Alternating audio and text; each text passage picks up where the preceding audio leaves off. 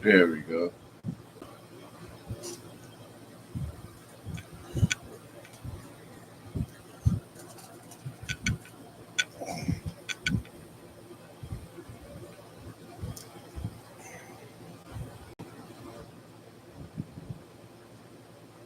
Whether the mare broke a leg. She liked the animal, but more than a horse would die today. Behind her, shouts, and one voice roaring through all the cacophony, the tall man's voice.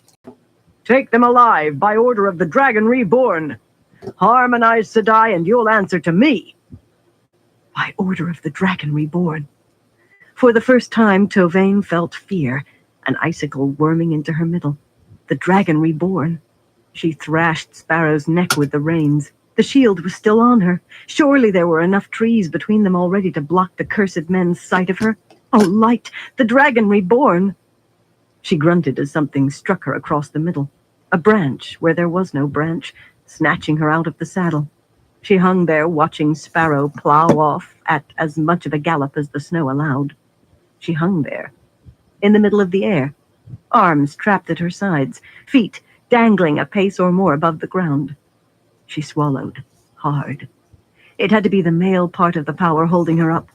She had never been touched by Saidin before. She could feel the thick band of nothing snug around her middle. She thought she could feel the Dark One's taint. She quivered, fighting down screams. The tall man reined his horse to a halt in front of her, and she floated down to sit sideways in front of his saddle. He did not seem particularly interested in the Aes Sedai he had captured, though. Ardlin, he shouted. Norley, Kajima, one of you bloody young louts, come here now. He was very tall, with shoulders an axe handle wide. That was how Mistress de Wheel would have put it, just short of his middle years, handsome in a brooding, rugged fashion. Not at all like the pretty boys Tovann liked, eager and grateful and so easily controlled. A silver sword decorated the tall collar of his black wool coat on one side, with a peculiar creature in gold and red enamel on the other. He was a man who could channel, and he had her shielded and a prisoner. The shriek that burst from her throat startled even her. She would have held it back if she could, but another leaped out behind it, higher still, and another even higher, another and another. Kicking wildly, she flung herself from side to side, useless against the power. She knew that, but only in a tiny corner of her mind. The rest of her howled at the top of her lungs, howled wordless pleas for rescue from the shadow. Screaming, she struggled like a mad beast. Dimly, she was aware of his horse plunging and dancing as her heels drummed its shoulder. Dimly, she heard the man talking. Easy, you lump-eared sack of coal. Calm down, sister. I'm not going to... Easy, you spavined mule. Light. My apologies, sister, but this is how we learn to do it. And then he kissed her. She had only a heartbeat to realize his lips were touching hers. Then sight vanished and warmth flooded through her. More than warmth. She was melted honey inside, bubbling honey, rushing toward the boil. She was a harp string, vibrating faster and faster, vibrating to invisibility and faster still. She was a thin crystal vase, quivering on the brink of shattering. The harp string broke. The vase shattered. Ah! At first, she did not realize that sound had come from her gaping mouth.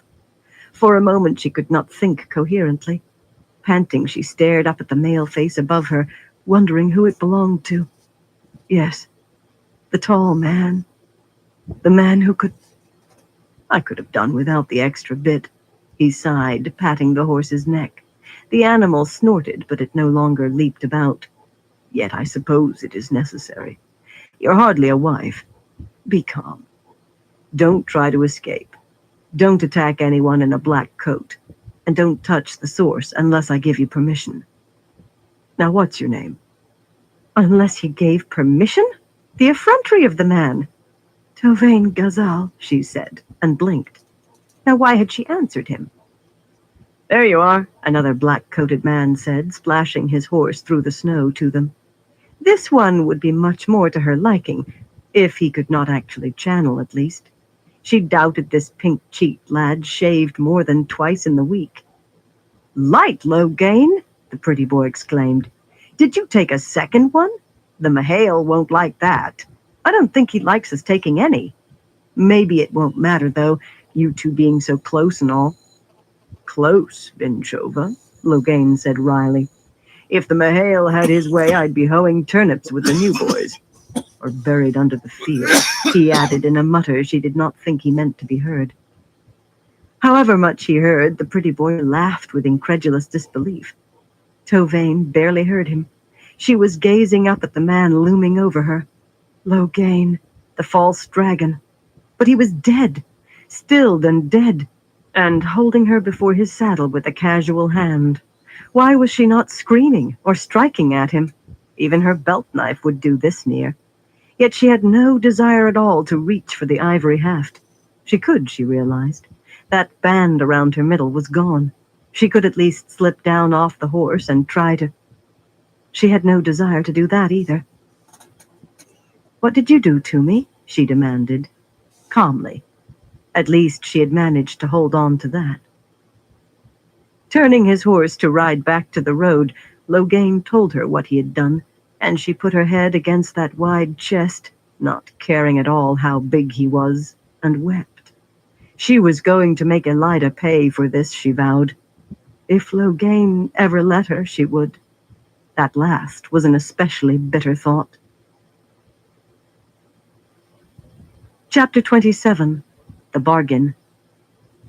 Seated cross-legged in a heavily gilded, high-backed chair, Min tried to lose herself in the leather-bound copy of Herod Fell's Reason and Unreason lying open on her knees. It was not easy. Oh, the book itself was mesmerizing.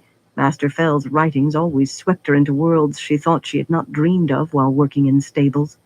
She very much regretted the sweet old man's death. She hoped to find a clue in his books to why he had been killed. Her dark ringlets swung as she shook her head and tried to apply herself. The book was fascinating, but the room was oppressive.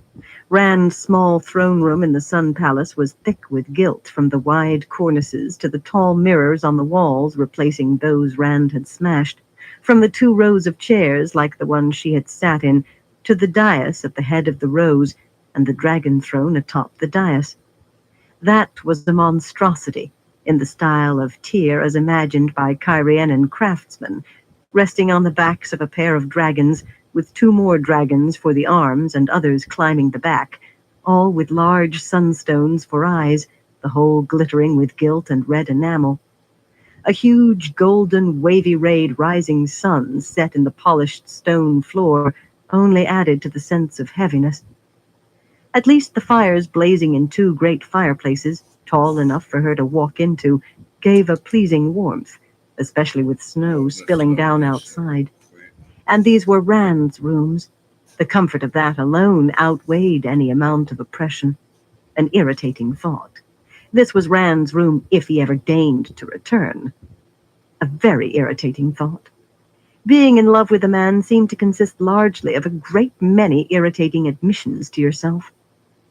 Shifting in a vain attempt to make the hard chair comfortable, she tried to read, but her eyes kept swinging to the tall doors, each climbed by its own line of gilded rising suns. She hoped to see Rand walk in. She feared to see Soralia or Cadsuane. Unconsciously, she adjusted her pale blue coat, fingering the tiny snowflowers embroidered on the lapels. More twined around the sleeves, and the legs of breeches made as snug as she could manage to wriggle herself into. Not that great a change from what she had always worn. Not really. So far she had avoided dresses, however much embroidery she wore, but she very much feared that Soralia meant to stuff her into a dress if the wise one had to peel her out of what she was wearing with her own hands. The woman knew all about her and Rand. All about. She felt her cheeks heating.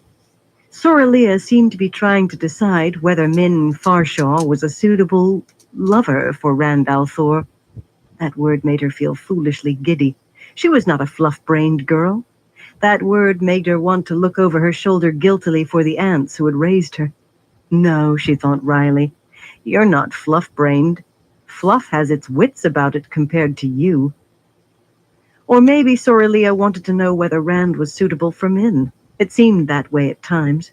The wise ones accepted Min as one of them, or very nearly, but these past weeks Sorelia had wrung her out like a laundress's mangle. The leather-faced, white-haired wise one wanted to know every scrap about Min and every shred about Rand. She wanted the dust from the bottoms of his pockets.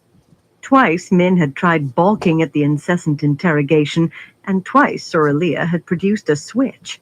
That terrible old woman simply bundled her over the side of the nearest table, and afterward told her that maybe that would loosen another scrap in her head. None of the other wise ones gave the slightest commiseration either. Light, the things you had to put up with for a man, and she could not have him for herself alone at that. Cadsuane was a different proposition altogether. The immensely dignified Aes Sedai, as gray-haired as Sorelia was white, did not seem to care two figs for Min or Rand either one, but she spent a great deal of time in the Sun Palace. Avoiding her entirely was impossible. She seemed to wander wherever she wanted. And when Cadsuane looked at Min, however briefly, Min could not help seeing a woman who could teach bulls to dance and bears to sing. She kept expecting the woman to point at her and announce that it was time Min Farshaw learned to balance a ball on her nose. Sooner or later, Rand had to face Cadsuane again, and the thought tied Min's stomach in knots. She made herself bend back over her book. One of the doors swung open, and Rand strolled in with the dragon scepter nestled in the crook of his arm. He wore a golden crown, a broad circlet of laurel leaves. That must be this crown of swords everyone was talking about. Snug breeches that showed his legs to advantage, and a gold-worked green silk coat that fit him beautifully. He was beautiful. Marking her place with the note Master Fell had written, saying she was too pretty, she carefully closed the book and carefully set it on the floor beside her chair. Then she folded her arms and waited. Had she been standing, she would have tapped her foot. But she would not have the man thinking she was springing up just because he finally appeared. For a moment, he stood smiling at her and tugging his earlobe for some reason. He seemed to be humming. Then abruptly he swung round to frown at the doors. The maidens out there didn't tell me you were in here. They hardly said a word at all. Like they looked ready to wail at the sight of me. Maybe they are upset, she said calmly. Maybe they wondered where you were, the way I did. Maybe they wondered whether you were hurt or sick or cold, the way I did, she thought bitterly. The man looked confused. I wrote to you, he said slowly, and she sniffed. Twice. Right, with Ashaman to deliver your letters. You wrote twice, Rand al'Thor, if you call it writing. He staggered as if she had slapped him. No, as if she had kicked him in the belly, and blinked. She took a firm hold on herself and settled against the chair back. Give a man sympathy at the wrong moment, and you never regained the ground lost. A part of her wanted to throw her arms around him, comfort him, draw out all his pains, soothe all his hurts. He had so many, and refused to admit a one. She was not going to spring up and rush to him, gushing to know what was wrong or liked. He had to be all right. Something took her gently beneath the elbows and lifted her out of the chair. Blue boots dangling, she floated toward him through the air. The dragon scepter floated away from him. So, he thought he could smile, did he? He thought a pretty smile could turn her around?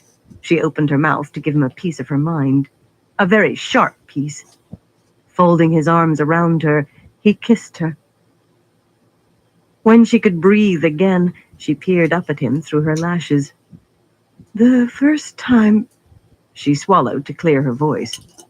First, Jahar Narishma stalked in, trying to stare inside everybody's skull the way he does, and vanished after handing me a scrap of parchment. Let me see.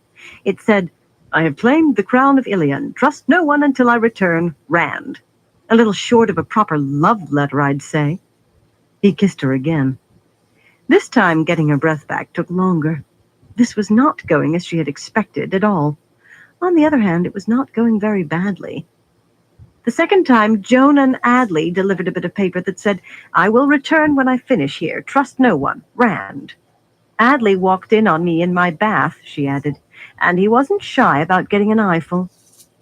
Rand always tried to pretend he was not jealous, as if there were a man in the world who was not, but she had noticed his scowls at men who looked at her, and his very considerable ardor was more heated afterward, too. She wondered what this kiss would be like. Maybe she should suggest retiring to the bedchamber? No, she would not be that forward, no matter. Rand set her down, his face suddenly bleak. Adley's dead, he said. Suddenly the crown flew from his head, spinning the length of the room as though hurled. Just when she thought it would crash into the back of the dragon throne, perhaps smash through it, the wide ring of gold stopped short and settled slowly onto the throne's seat. Min's breath caught as she looked up at him. Blood glistened in the dark red curls above his left ear. Pulling a lace-edged handkerchief from her sleeve, she reached for his temple, but he caught her wrist. I killed him, he said quietly. She shivered at the sound of his voice. Quiet, the way the grave was quiet. Perhaps the bedchamber was a very good idea, no matter how forward it was. Making herself smile, and blushing when she realized how easy it was to smile, thinking of that huge bed, she gripped the front of his shirt, preparing to rip shirt and coat from his back right then and there. Someone knocked at the doors. Min's hand sprang away from Rand's shirt. She sprang away too. Who could it be, she wondered irritably. The maidens either announced visitors when Rand was there or simply sent them in. Come, he said loudly, giving her a rueful smile, and she blushed again at that. Dobrain put his head in at the door, then entered and shut the door behind him when he saw them standing together. The Kyrianan lord was a small man, little taller than she, with the front of his head shaved and the rest of his mostly gray hair falling to his shoulders. Stripes of blue and white decorated the front of his nearly black coat to below his waist. Even before gaining Rand's favor, he had been a power in the land. Now he ruled here, at least until Elaine could claim the Sun Throne. My Lord Dragon, he murmured, bowing. My Lady Taviran. A joke, Min muttered when Rand quirked an eyebrow at her. Perhaps, Dobrain said, shrugging slightly. Yet half the noble women in the city now wear bright colors in imitation of the Lady Min, breeches that display their legs, and many in coats that do not even cover their... He coughed discreetly, realizing that Min's coat did not cover her hips completely. She thought about telling him he had very pretty legs, even if they were decidedly knobby, then quickly thought better. Rand's jealousy might be a wonderful flame if they were alone, but she did not want him striking out at Dobrain. He was capable of that, she feared. Besides, she thought it really was a slip. Lord Dobrain Taborwin was not the sort to make even slightly rough jokes. So you're changing the world too, Min. Grinning, Rand tapped the tip of her nose with a finger. He tapped her nose, like a child he was amused with. Worse, she felt herself grinning back at him like a fool. In better ways than I am, it appears, he went on, and that momentary boyish grin faded like mist. Is all well in Tyr and Ilion, my Lord Dragon? Dobrain inquired. In Tyr and Ilion all is well, Rand replied grimly. What do you have for me, Dobrain? Sit, man, sit. He motioned toward the rows of chairs and took one for himself. I have acted on all of your letters, Dobrain said, seating himself across from Rand, but there is little good to report, I fear. I'll get us something to drink, Min said in a tight voice. Letters?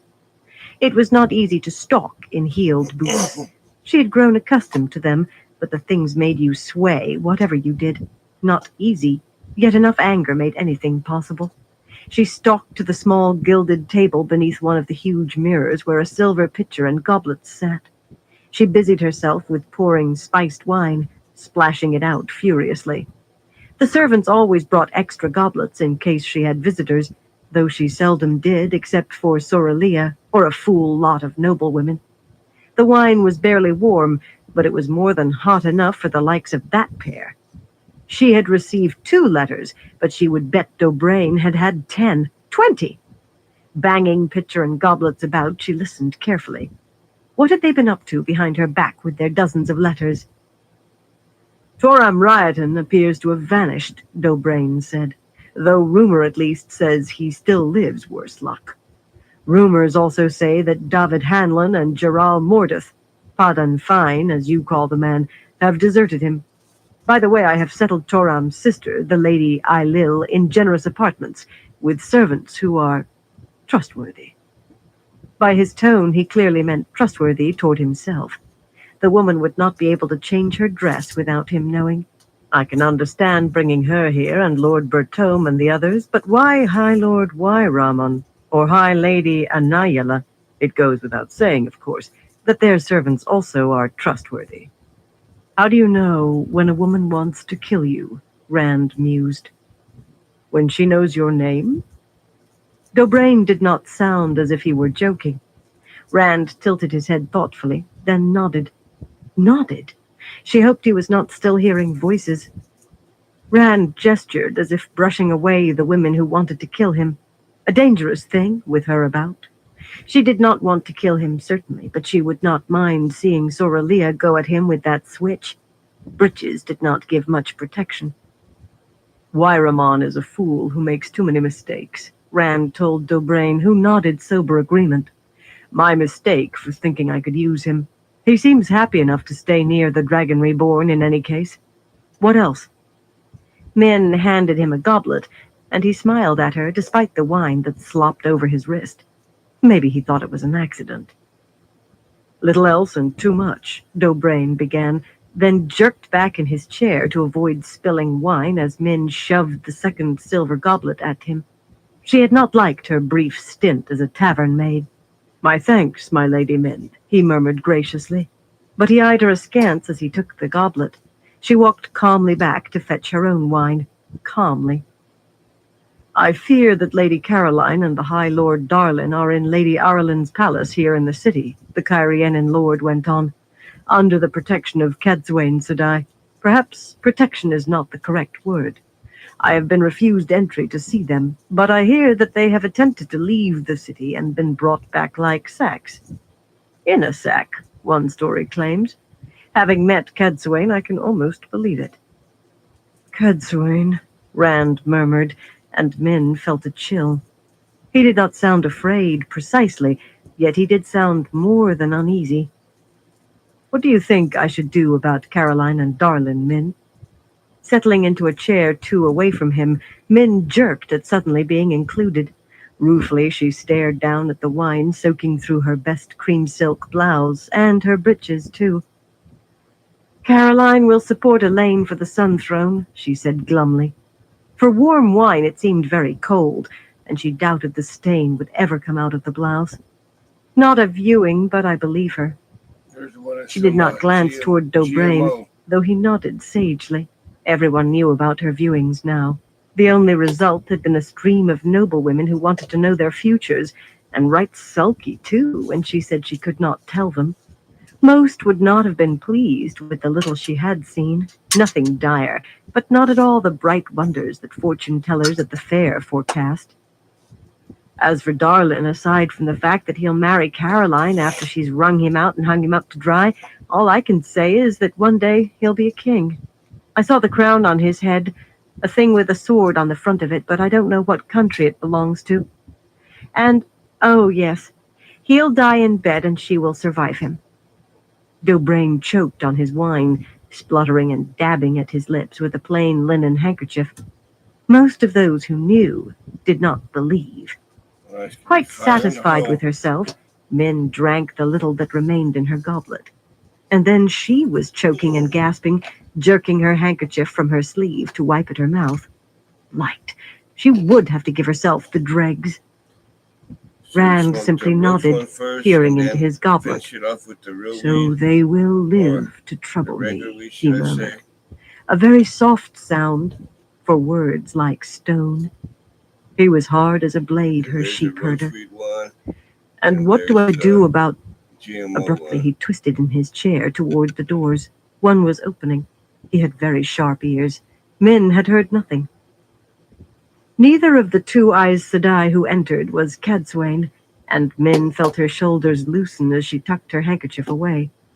While Raphella shut the door, Marana curtsied deeply to Rand, though the Grey Sisters' hazel eyes took in Min and Dobrain and filed them away, and then the round-faced Raffella was spreading her deep blue skirts wide, too. Neither rose until Rand gestured. They glided to him wearing cool serenity as they did their dresses, except that the plump blue sister fingered her shawl briefly, as though to remind herself it was there. Min had seen that gesture before from other sisters who had sworn fealty to Rand. It could not be easy for them. Only the White Tower commanded Aes Sedai, but Rand crooked a finger and they came, pointed and they went.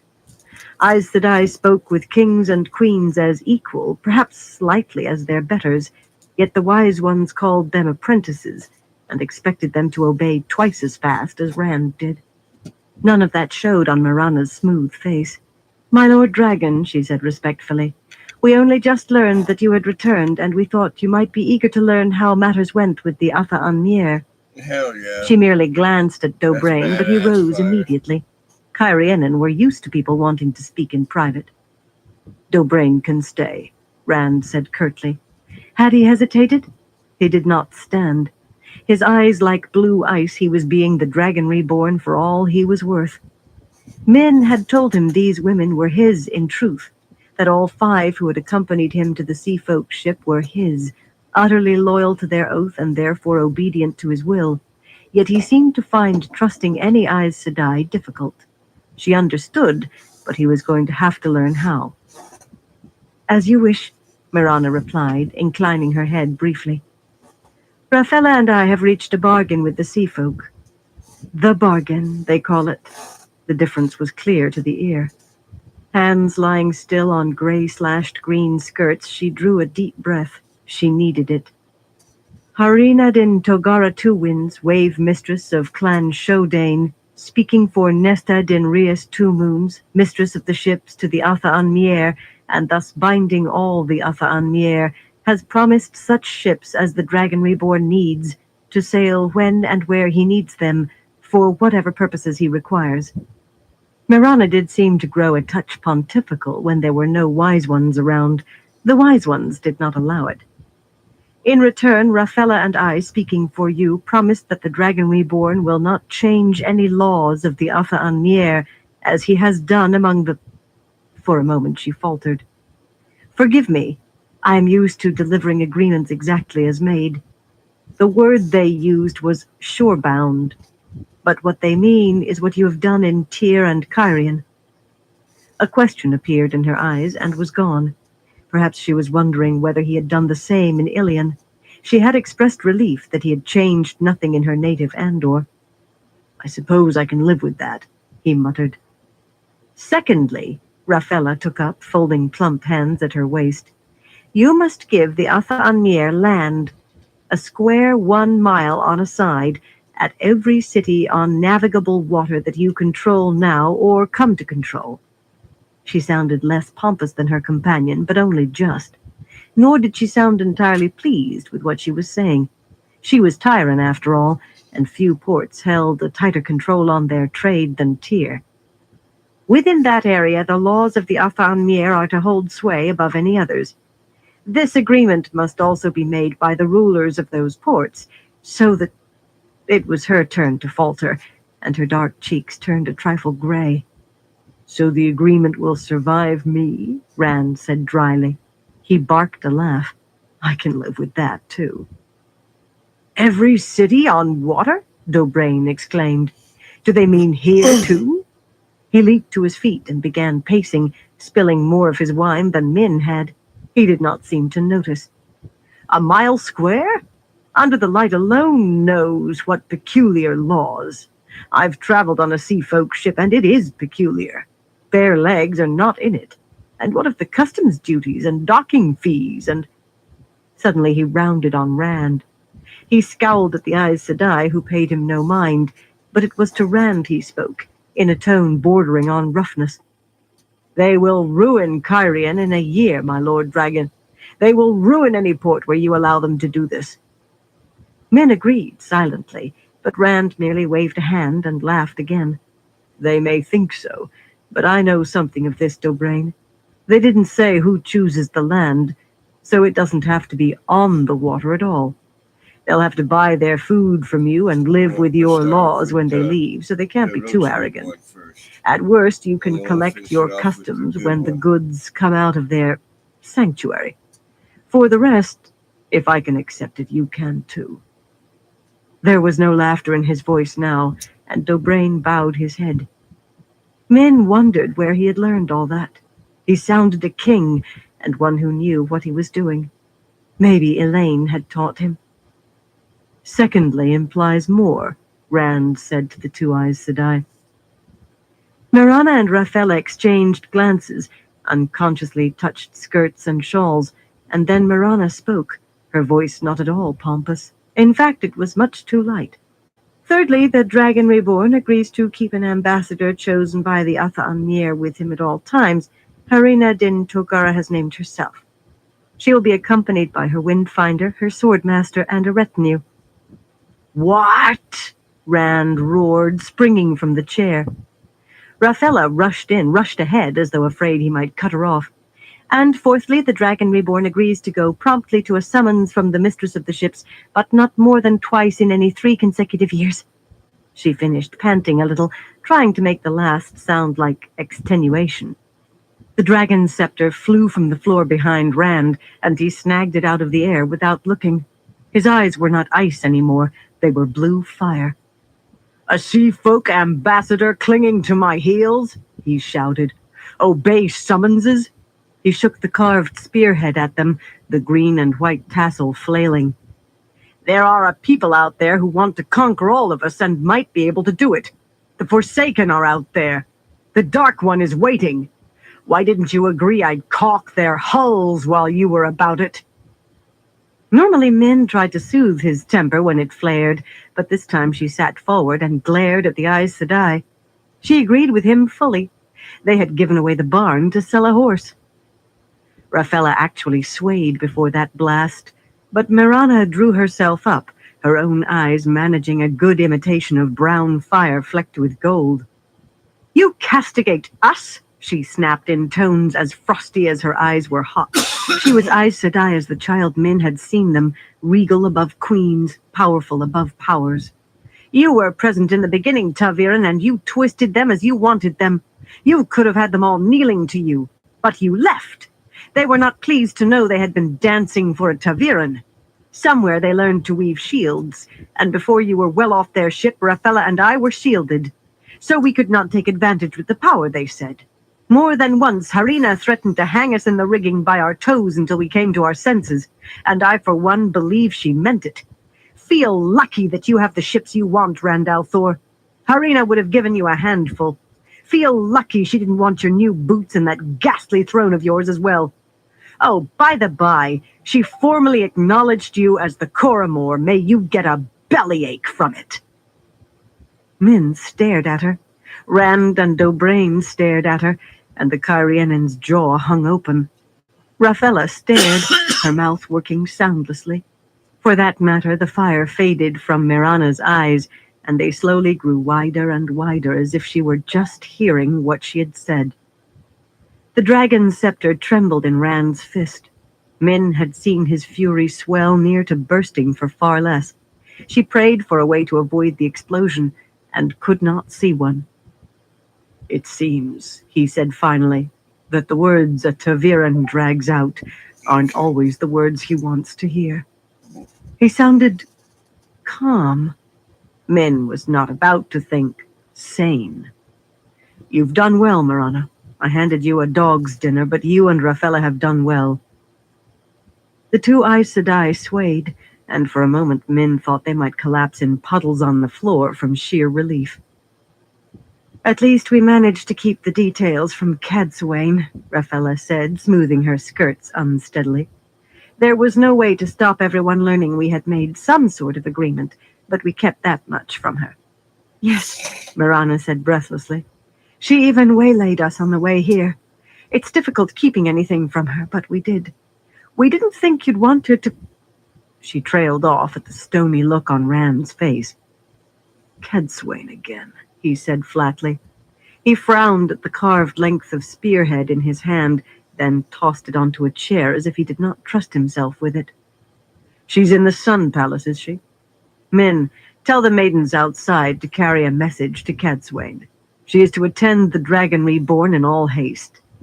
"Rand, I don't think—" Min began uneasily, but Rand cut in, not harshly, but quite firmly. "Do it, please, Min. This woman is like a wolf eyeing the sheepfold. I intend to find out what she wants." Min took her time getting up and dragged her feet to the doors. She was not the only one to think this a bad idea, or at least to want to be elsewhere when the Dragon Reborn faced Cadsuane Malydrin. Dobrain passed her on the way to the door, making a hasty bow with barely a pause, and even Mirana and Rafaela were out of the room before her, though they made it appear they were not hurrying. Inside the room they did, anyway. When Min put her head into the hallway, the two sisters had caught Dobrain and were scurrying along at little short of a trot. Strangely, the half-dozen maidens who had been outside when Min entered earlier had now grown in number until they lined the corridor as far as she could see in both directions. Tall, hard-faced women in the grays and browns and grays of the Kadinsor, shufa wrapped around their heads with the long black veil hanging down. A good many carried their spears and bull-hide bucklers as if they expected a battle. Some were playing a finger game called Knife, Paper, Stone, and the rest were watching intently. Not so intently that they did not see her, though. When she passed Rand's message, hand talk flashed up and down the rows. Then two lanky maidens went trotting off. The others promptly returned to the game, playing or watching. Scratching her head in puzzlement, Min went back in. The maidens often made her nervous, yet they always had a word for her, sometimes respectful, as to a wise one, sometimes joking, though their humor was odd, to say the least. Never had they ignored her like this. Rand was in the bedchamber. That simple fact set her heart racing. He had his coat off, his snowy shirt unlaced at neck and cuffs and pulled out of his breeches. Sitting on the foot of the bed, she leaned back against one of the heavy blackwood bedposts and swung her feet up, crossing her ankles. She had not had a chance to watch Rand undress himself, and she intended to enjoy it. Instead of continuing, though, he stood there looking at her. "What can Cadsuane possibly teach me?" he asked suddenly. "You and all the Ashaman," she replied. That had been her viewing. "I don't know what, Rand. I only know you have to learn it. All of you do." It did not seem he intended to progress beyond letting his shirt hang down. Sighing, she went on. "You need her, Rand. You can't afford to make her angry. You can't afford to chase her away." Actually, she did not think 50 Murdrals and 1,000 Trollocs could chase Cadsuane anywhere, but the point was the same. A far-off look came into Rand's eyes, and after a moment he shook his head. "Why should I listen to a madman?" he muttered almost under his breath. Light! Did he really believe Luz Theron Telamon spoke in his head? Let someone know you need them, Min, and they have a hold on you. A leash to pull you where they want. I won't put a halter on my own neck for any Aes Sedai. Not for anyone. Slowly his fists unclenched. "You I need, Min," he said simply. "Not for your viewings. I just need you." Burn her! But the man could sweep her feet out from under her with a few words. With a smile as eager as hers, he grasped the bottom of his shirt with both hands and bent to begin hauling it over his head. Lacing her fingers over her stomach, she settled back to watch. The three maidens who marched into the room no longer wore the shufa that had concealed their short hair in the corridor. They were empty-handed, and no longer wore those heavy-blade belt knives either. That was all Min had time to notice. Rand's head and arms were still inside the shirt, and Somara, flaxen-haired and tall even for an Aiel woman, seized the white linen and tangled it, trapping him. Almost in the same movement, she kicked him between the legs. With a strangled groan, he bent further, staggering. Nasser, fiery-haired and beautiful despite white scars on both sun-dark cheeks, planted a fist in his right side, hard enough to make him stumble sideways. With a cry, Min launched herself from the bed. She did not know what madness was happening here and could not even begin to guess. One of her knives came smoothly from each sleeve, and she threw herself at the maidens, shouting, "Help! Oh, Rand! Somebody help!" At least that was what she tried to shout. The third maiden, Nandera, turned like a snake, and Min found a foot planted in her stomach. Breath rushed out of her in a wheeze. Her knives flew from numb hands, and she turned a somersault over the graying maiden's foot, landing on her back with a crash that drove out what little air remained in her. Trying to move, trying to breathe, trying to understand, all she could do was lie there and watch. The three women were quite thorough. Nasser and Nandera pounded Rand with their fists, while Somara held him bent over and caught in his own shirt. Again and again and again they drove studied blows into Rand's hard belly, into his right side. Min would have laughed hysterically had she had any breath. They were trying to beat him to death, and they very carefully avoided hitting anywhere near the tender, round scar in his left side, with the half-healed slash running through it. She knew very well how hard Rand's body was, how strong, but no one could stand up to that. Slowly his knees folded, and when they thumped to the floor tiles, Nandera and Nasser stood back. Each nodded, and Somara released her hold on Rand's shirt. He fell forward on his face. She could hear him gasping, fighting groans that bubbled up despite his efforts. Kneeling, Somara pulled his shirt down almost tenderly. He lay there with his cheek on the floor, eyes bulging, struggling for breath. Nasser bent to catch a fistful of his hair and jerk his head up. "We won the right for this," she growled. "But every maiden wanted to lay her hands on you. I left my clan for you, Rand al'Thor. I will not have you spit on me." Somara moved a hand as if to smooth hair out of his face, then snatched it back. "This is how we treat a first brother who dishonors us, Rand al'Thor," she said firmly. "The first time. The next, we will use straps." Nandera stood over Rand with fist planted on her hips and a face of stone. "You carry the honor of Far Darai's Mai, son of a maiden," she said grimly. "You promised to call us to dance the spears for you, and then you ran to battle and left us behind. You will not do this again." She stepped over him to stride out, and the other two followed. Only Samara glanced back, and if sympathy touched her blue eyes, there was none in her voice when she said, "Do not make this necessary again, son of a maiden." Rand had pushed himself up to hands and knees by the time Min managed to crawl to him. "They must be mad," she croaked. Light, but her middle hurt. "Ruark will—" She did not know what Ruark would do. Not enough, whatever it was. Soralia would stake them out in the sun, to start. "When we tell her—" "We tell no one," he said. He almost sounded as if he had his breath back, although he was still slightly pop-eyed. How could he do that? "They have the right. They've earned the right." Min recognized that tone much too well. When a man decided to be stubborn, he would sit bare in a nettle patch and deny to your face that they made his bottom sting. She was almost pleased to hear him groan as she helped him to his feet. Well, as they helped each other. If he was going to be a pure wool-headed idiot, he deserved a few bruises.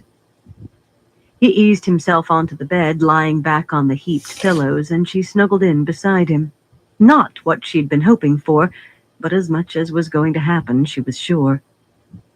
"Not what I was hoping to use this bed for," he muttered. She was not sure she had been supposed to hear. She laughed. "I enjoy your holding me just as much as the other." Strangely, he smiled at her as if he knew she was lying. Her Aunt Mirren claimed that was one of the 3 lies any man would believe from a woman. "If I am interrupting," a woman's cool voice said from the doorway, "I suppose I could return when it is more convenient." Min jerked away from Rand as though burned, but when he pulled her back, she settled against him again. She recognized the Aes Sedai standing in the doorway, a plump little Kyrianan with 4 thin stripes of color across her full bosom and white slashes in her dark skirts. Daigyan Mosanailan was one of the sisters who had come with Cadsuane, and she was almost as overbearing as Cadsuane herself, in Min's opinion. "Who might you be when you're at home?" Rand said lazily. "Whoever you are, didn't anyone ever teach you to knock?" Min realized that every muscle in the arm holding her was hard as a rock, though. The moonstone dangling onto Daigyan's forehead on a thin silver chain swung as she slowly shook her head. Plainly, she was not pleased. "Cadsuane Sedai received your request," she said even more coolly than before, "and asked me to convey her regrets. She very much wishes to finish the piece of needlepoint she is working on. Perhaps she might be able to see you another day, if she can find time." "Is that what she said?" Rand asked dangerously. Daigyan sniffed disdainfully. "I will leave you to resume whatever you were doing." Min wondered whether she could get away with slapping an Aes Sedai. Daigyan eyed her frostily as if hearing the thought, and turned to glide from the room. Rand sat up with a muffled oath. "You tell Cadsuane she can go to the pit of doom," he shouted after the retreating sister. "Tell her she can rot." "It won't do, Rand," Min sighed. This was going to be harder than she had thought. "You need Cadsuane. She doesn't need you." "Doesn't she?" he said softly, and she shivered. She had only thought his voice was dangerous before. Rand prepared carefully, dressing in the green coat again, sending Min with messages for the maidens to carry. At least they would still do that. His ribs ached almost as much on his right side as the wounds did on his left, and his belly felt as if he had been beaten with a board. He had promised them. He seized hold of Saidin, alone in his bedchamber, unwilling to let even Min see him falter again. He could keep her safe at least, somehow, but how could she feel safe if she saw him about to fall over? He had to be strong for her sake. He had to be strong for the world. That bundle of emotions in the back of his head that was Alana reminded him of the cost of carelessness. Right then, Alana was sulking. She must have pushed a wise one too far, because if she was sitting gingerly. "I still think this is lunacy, Rand al'Thor," Min said as he placed the crown of swords carefully on his head. He did not want those tiny blades to draw blood again now. "Are you listening to me? Well, if you intend to go through with it, I'm going with you. You admitted you need me, and you'll need me more than ever for this." She was in full fig, fists on her hips, foot tapping, eyes all but glowing. "You're staying here," he told her firmly. He was still not sure what he intended to do, not fully, and he did not want her to see him stumble. He was very afraid he might stumble. He expected an argument, though. She frowned at him, and her foot stopped tapping. The angry light in her eyes faded into worry that vanished in a twinkling. "Well, I suppose you're old enough to cross the stable yard without your handheld, sheep herder. Besides, I am falling behind in my reading." Dropping into one of the tall gilded chairs, she folded her legs beneath her and picked up the book she had been reading when he came in. In moments, she seemed totally engrossed in the page before her. Rand nodded. That was what he wanted. Her here and safe.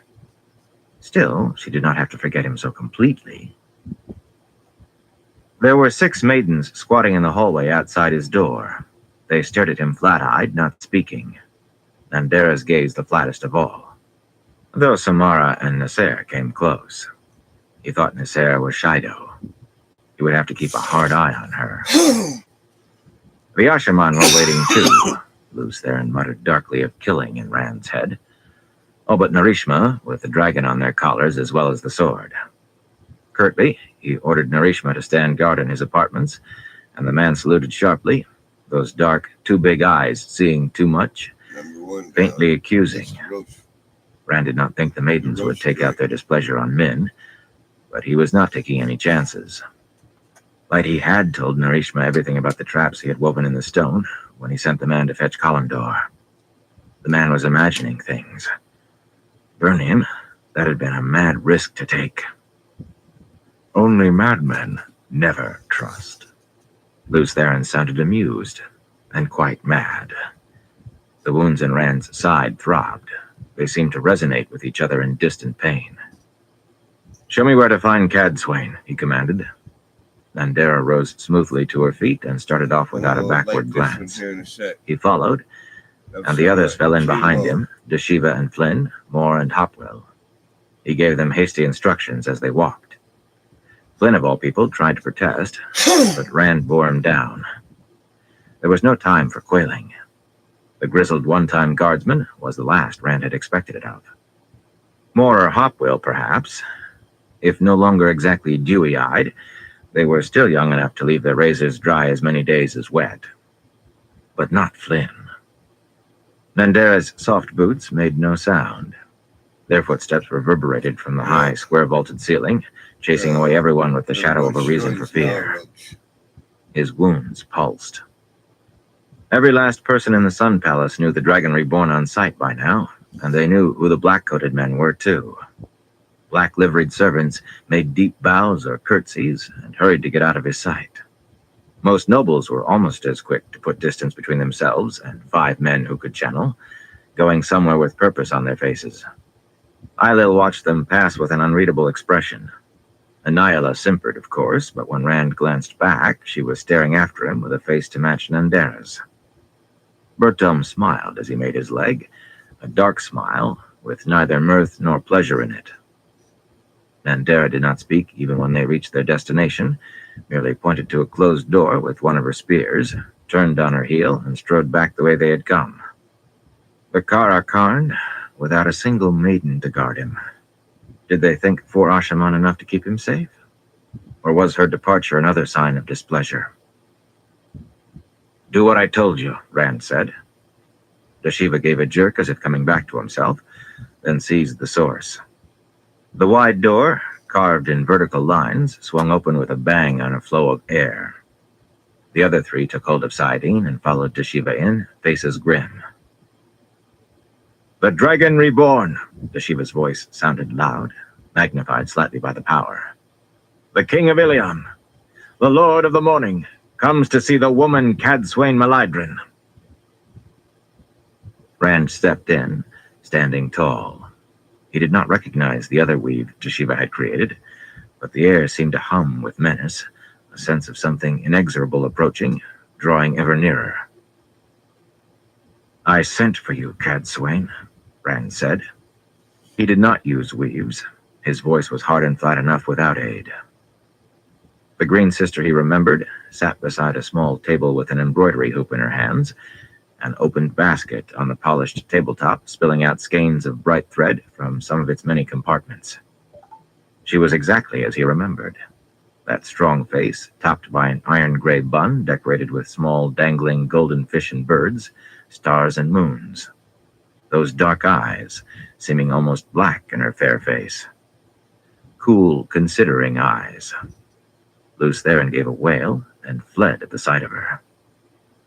"Well," she said, setting the embroidery hoop on the table, "I must say I've seen better without paying. With all I've been hearing about you, boy, the least I expected was peals of thunder, trumpets in the heavens, flashing lights in the sky." Calmly, she regarded the 5 stone-faced men who could channel, which should have been enough to make any Aes Sedai flinch. Calmly, she regarded the Dragon Reborn. "I hope one of you is at least going to juggle," she said, "or eat fire. I've always enjoyed watching gleemen eat fire." Flynn barked a laugh before catching himself, and even then raked a hand through his fringe of hair and seemed to be struggling with amusement. Moore and Hopwell exchanged looks, both puzzled and more than a little outraged. Deshiva smiled unpleasantly, and the weave he was holding grew stronger until Rand felt as if he wanted to look over his shoulder to see what was rushing toward him. "It is enough that you know I am who I am," Rand told her. "Deshiva, all of you, wait outside." Deshiva opened his mouth as if to protest. That had not been part of Rand's instructions, but they were not going to overawe the woman, not this way. The man went, though, muttering to himself. Hopwell and Moore actually stepped out eagerly, with sidelong glances at Cadswain. Flynn was the only one to make a dignified withdrawal, in and he still seemed amused. Rand channeled, and a heavy, leopard-carved chair floated into the air from its place by the wall, spinning end over end in somersaults before settling like a feather in front of Cadsuane. At the same time, a heavy silver pitcher drifted up from a long draped table across the room, making a loud ping as it was suddenly heated. Steam gushed from the top, and it tipped over, whirling round and round like a slow top, as a silver cup darted up to neatly catch the dark pouring. "Too hot, I think," Rand said, and the glassed casements leaped from the tall, narrow windows. Snowflakes billowed in on an icy blast, and the cup soared out through one of the windows, soared back again, straight to his hand as he sat himself. Let her see how calm she could stay with a madman staring at her. The dark liquid was tea, too strong after his boiling, and bitter enough to set his teeth on edge. But the warmth was just right. His skin pebbled in the gusts, howling into the room and flapping tapestries against the walls. But in the void, that was far away, someone else's skin. "The laurel crown is prettier than some," Cadsuane said with a faint smile. Her hair ornaments swayed whenever the wind rose, and small wisps flailed about her bun, but the only notice she took was to catch her embroidery hoop just before it was blown from the table. "I prefer that name, but you can't expect me to be impressed by crowns. I've paddled the bottoms of 2 reigning kings and 3 queens. Not sitting rulers, you understand, once I was done with them. Not for a day or so, but it did get their attention. You can see why crowns don't impress me, though." Rand eased his jaw. Grinding his teeth would not help. He widened his eyes, hoping he looked insane instead of simply furious. "Most Aes Sedai avoid the Sun Palace," he told her, "except for those who have sworn fealty to me, and those I hold prisoner." Light. What was he to do with those? As long as the wise ones kept them out of his hair, all was well enough. "The Aiel seem to think I should come and go as I please," she said absently, eyeing the hoop in her hand as if thinking of taking up her needle again. "A matter of some trifling help I gave some boy or other, though why anyone but his mother should think him worth it, I can hardly say." Rand made another effort not to grind his teeth. The woman had saved his life. Her and Damer Flynn between them, and plenty of others in the bargain, Min among them. But he still owed Cadsuane something for that. Burn her. "I want you to be my advisor. I'm king of Ilion now, and kings have Aes Sedai advisors." She gave his crown a dismissive glance. "Certainly not. An advisor has to stand and watch her charge make a muddle much too often to suit me. She also has to take orders, something I am particularly bad at. Won't someone else do? Alana, perhaps?" Despite himself, Rand sat up straight. Did she know about the bond? Marana had said it was hard to keep anything from her. No. He could worry later about how much his faithful Aes Sedai were telling Cadsuane. Light, he wished Min could be wrong for once, but he would believe himself breathing water first. He could not make himself tell her that he needed her. No altar. What if you didn't have to swear any oaths? "I suppose that might work," she said doubtfully, peering at her cursed stitchery. Her eyes rose to his, considering. "You sound uneasy.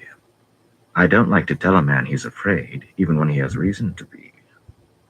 Uneasy over a sister you haven't turned into a tame lapdog, snaring you in some fashion? Let me see. I can make you a few promises. Perhaps they will set your mind at rest. I expect you to listen, of course. Make me waste my breath, and you'll yelp for it. But I won't make you do what I want. I won't tolerate anyone lying to me, certainly. That's another thing you'll find decidedly uncomfortable. But I don't expect you to tell me the deepest yearnings of your heart, either. Oh yes, whatever I do, it will be for your own good. Not mine. Not the good of the White Tower. Yours. Now, does that ease your fears?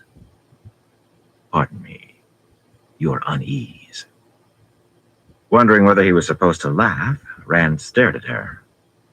Do they teach you how to do that? He demanded. Make a promise sound a threat, I mean. Oh, I see. You want rules.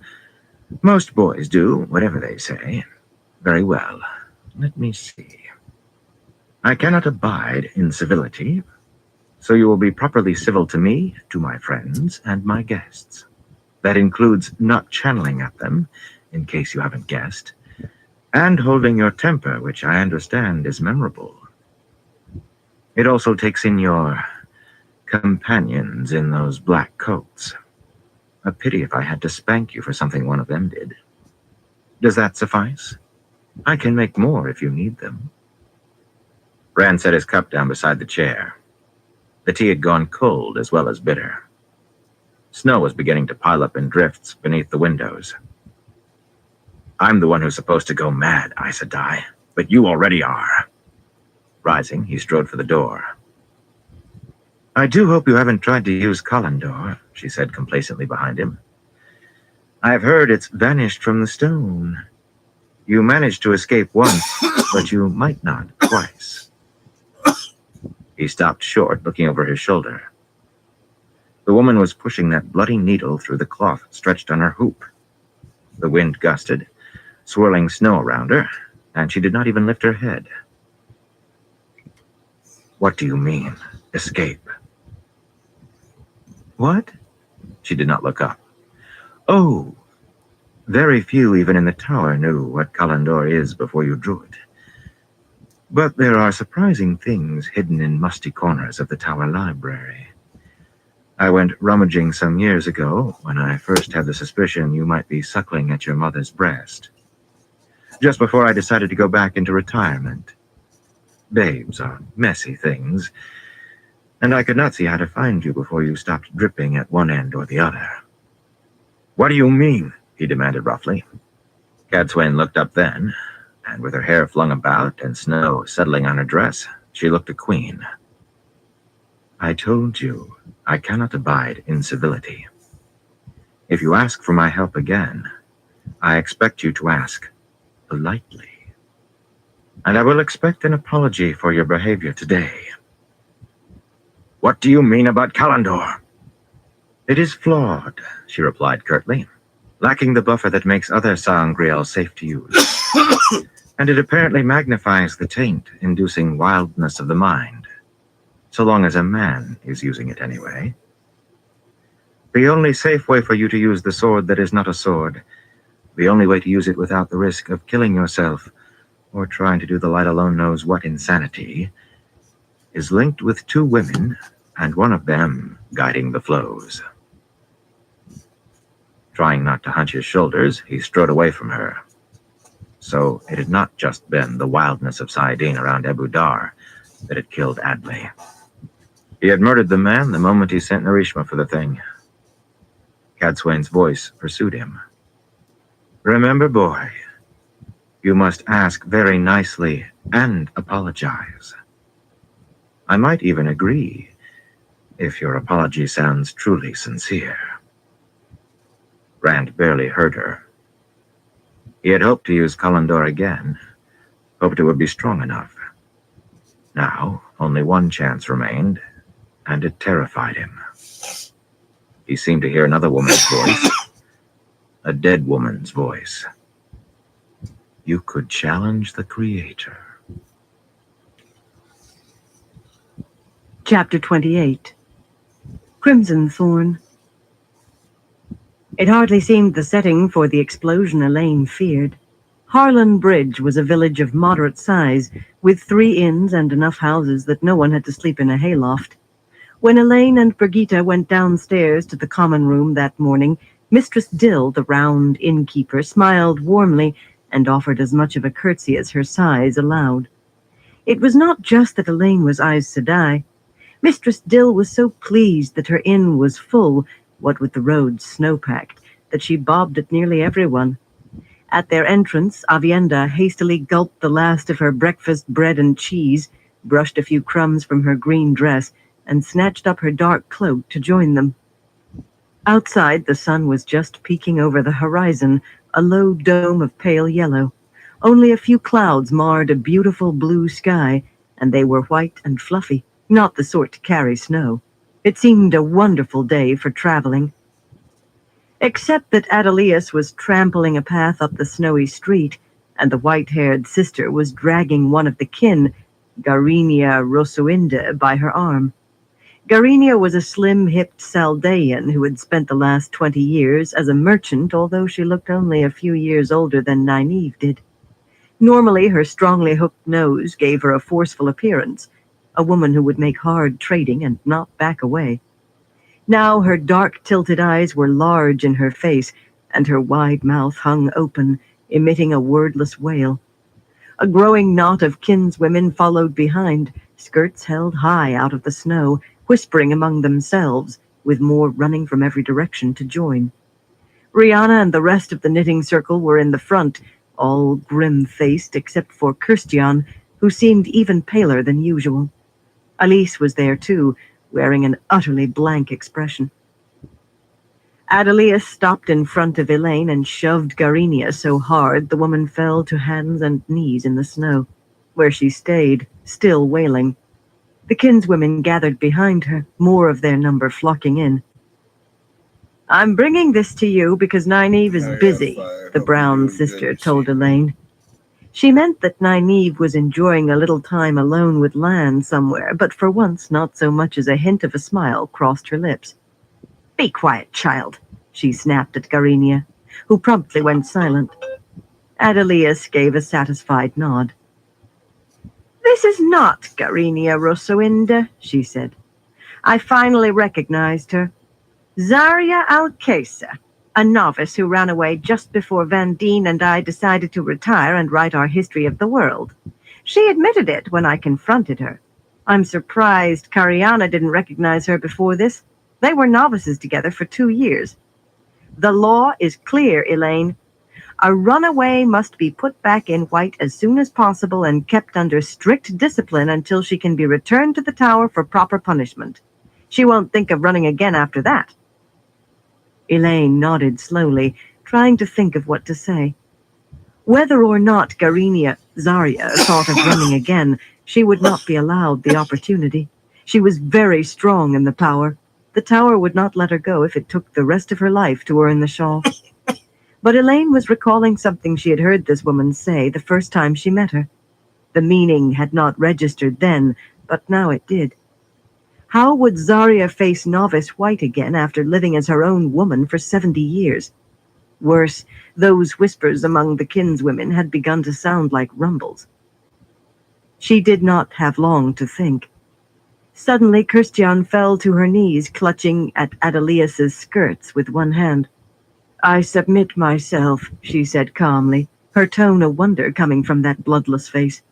"I was enrolled in the novice book almost 300 years ago and ran away less than a year later. I submit myself and beg mercy." He has a thing for... It was white-haired Adelius's turn to go wide-eyed. Kirstian was claiming to have run away from the White Tower when she herself was an infant, if not before she was born. Most of the sisters still did not really believe the ages claimed by the kin. Indeed, Kirstian appeared just into her middle years. Even so, Adelius recovered herself quickly. However old the other woman was, Adelius had been Aes Sedai about as long as anyone living. She carried an aura of age and authority. "If that is so, child," her voice did falter just a bit at that, "I fear we must put you in white too. You will still be punished, but surrendering as you have will gain you some mitigation. That is why I did it." Kirstian's steady tone was spoiled somewhat by a hard swallow. She was almost as strong as Zarya. None of the knitting circle were weak, and she would be held very closely.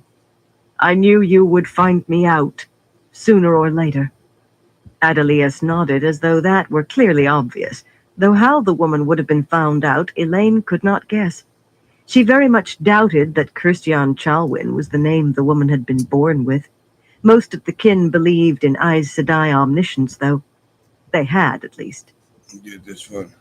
Rubbish! That little Sarenia that Vostovan's Jim husky Mom voice cut through the murmured babble of the kin. hits you in the chest. Neither strong enough to become Aes Sedai, nor nearly old enough to stand very high among the kin, she still stepped from the pack defiantly. Why should we give them up to the White Tower? We have helped women run away, and rightly so. Yeah. It is not part of the rules to give them back. Control yourself, like Rihanna said sharply. Alice, take Sarenia in hand, please. It seems she forgets too many of the rules she claims to know. Alice looked at Rihanna, her face still unreadable. Alice, who enforced the kin's rules with a firm hand. It is not part of our rules to hand runaways back, Rihanna, she said. Rihanna jerked as though struck. And how do you suggest keeping them? She demanded finally. We have always held runaways apart until we were sure they were no longer hunted, and if they were found before, we let the sisters take them. That is the rule, Alice. What other rule do you propose violating? Do you suggest that we actually set ourselves against Aes Sedai? Ridicule of such a notion larded her voice, yet Alice stood looking at her, silent. Yes, a voice shouted from the crowd of kinswomen. We are many, and they are few. Adelia stared at the crowd in disbelief. Elaine embraced Sidar, though she knew the voice was right. The kin were too many. She felt Avienda embracing the power, and Birgitta setting herself.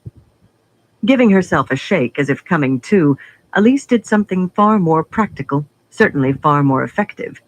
Sarenia, she said loudly, you will report to me when we stop tonight with a switch you cut yourself before we leave this morning. You too, Asra. I recognize your voice. And then, just as loudly, she said to Rihanna, I will report myself for your judgment when we stop tonight. I don't see anyone getting ready. The kinswomen broke up quickly then, heading off to gather their things, yet Elaine saw some of them talking quietly as they went. When they rode over the bridge across the frozen stream that wound down beside the village, with Nynaeve incredulous over what she had missed and glaring about for someone to call down, Sarenia and Asra carried switches, as did Alice, and Zarya and Kirstian wore hastily found white dresses beneath their dark cloaks. The Windfinders pointed at them and laughed uproariously. But many of the kinswomen still talked in clusters, falling silent whenever a sister or one of the knitting circle looked at them. And there was a darkness to their eyes when they looked at Aes Sedai. 8 more days of floundering through the snow when it was not falling, and grinding her teeth in an inn when it was. 8 more days of brooding by the kin, of staring bleakly at the sisters, days of strutting by the Windfinders around kin and Aes Sedai alike.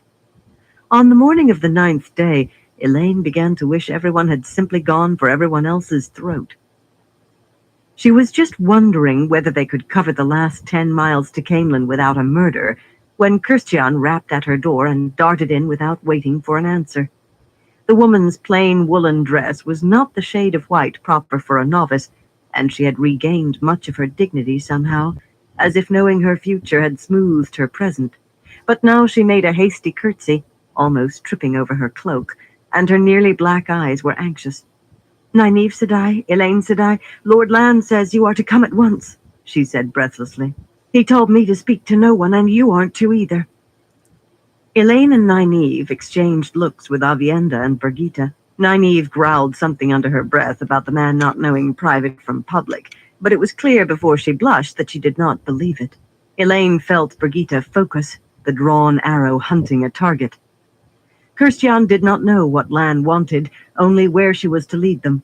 The small hut outside of Cullen's Crossing, where Adelius had taken Ispan the night before. Lan stood outside, his eyes as cold as the air, and would not let Kirstian enter. When Elaine went inside, she saw why.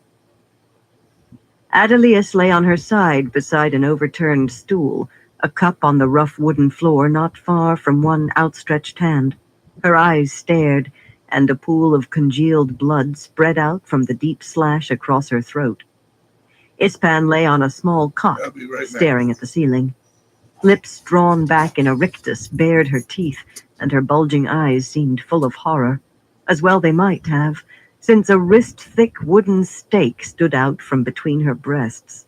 The hammer that had plainly been used to drive it in lay beside the cot, on the edge of a dark stain that ran back under the cot. Elaine forced herself to stop thinking about emptying her stomach on the spot. Light, she breathed. Light. Who could do this? How could anyone do this? Avienda shook her head wonderingly, and Lan did not even bother with that. He just watched 9 directions at once, as though he expected whoever or whatever had committed this murder to come through one of the 2 tiny windows, if not through the walls. Birgitta drew her belt knife, and by her face she dearly wished she had her bow. That drawn arrow was stronger than ever in Elaine's head.